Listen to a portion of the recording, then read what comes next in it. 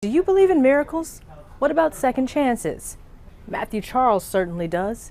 In less than 1 month, he went from a jail cell to the State of the Union address. That road to Washington, however, includes a criminal past that started here in Tennessee. In 1995, I was arrested by the United States Marshals for selling crack cocaine. He was convicted and sentenced to 35 years. But before he boarded that bus to prison, something happened. It was in February 1996 that I confessed Christ and received him as my personal Lord and Savior. And started reading, and I just started getting into my comfort zone to get my mind, based on God and what I was reading. It was like I just started crying like a baby, and I hadn't cried since probably I was a baby because I had a hard life and I was a hard man. But squaring things with the Lord didn't mean absolution from the feds, so off to prison he went. Over the next 21 years, Charles became a law clerk, a mentor, and kept himself from a single disciplinary infraction. Then came the good news. God moved miraculously.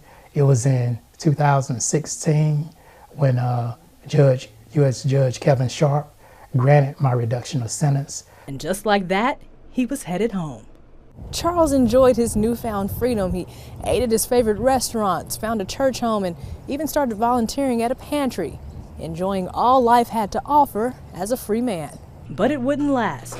2 years later, Charles was back behind bars. Not because he did anything wrong. According to the court, it was a mistake, and he shouldn't have been released in the first place. I counted that as a blessing of God as well, even being released for that 2-year period. Even the judge regretted sending him back, telling Charles at the time she had no choice. Her hands were tied. Meanwhile, 700 miles away in Washington, you can actually make a difference in people's lives. Isn't that what we're supposed to be about up here? We incarcerate more people than any other country in the world. It's a stain on our democracy. A movement called the First Step Act had begun, and Charles would be its first beneficiary. He recalls the January phone conversation with his attorneys. She was like, are you ready? And I was like, ready for what? She was like, you going home. Judge signed your immediate release this morning saying time served. So I was like really shocked. That same judge? Yes, the same judge, Judge Trauger, who actually stated on the record that her hands were tied, but she had to reimpose the sentence. Yes. Wow, that's a full circle. Yes. Full circle moment. In a way Charles describes as miraculous, President Trump, along with Democrats and Republicans here on the Hill, accomplished something unimaginable, both prison and sentencing reform. All right, Matthew Charles. Matthew, it is my honor to see you. That's all you. Oh. So Mr. Charles went to Washington to thank some of those responsible for his release. I got a text from the White House. I saw the story that actually appeared. Oh, okay. And as I am right now, I cried. Yes, sir. Okay, thank you. Because this is what makes this job. Yes, sir. After everything else, that's a lot. This makes it good. His thank you tour included the State of the Union address, where the president turned the tables. Thank you, Matthew. Welcome home. It wasn't just politicians. Pro bono attorneys like former bank robber turned law professor Sean Hopwood had joined the fight.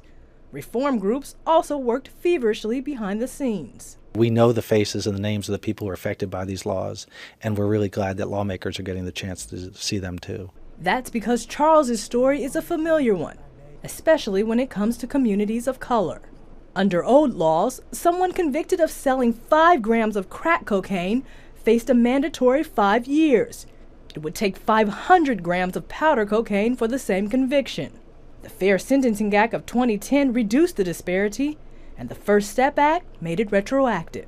So you're back in your old stomping grounds. Back in Nashville, Charles and I returned to the pantry, aware of the whirlwind, from prisoner to free man to prisoner and home again. So you're a free man now? For good this time? Okay, that's correct. What do you do now?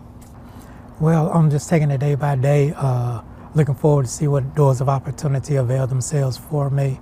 I know that God placed within my heart to help people, and I want to continue to do that. And that's his plan: share his story, help those he left behind, and proclaim the miracle of second chances. Amber Strong, CBN News in Nashville, Tennessee.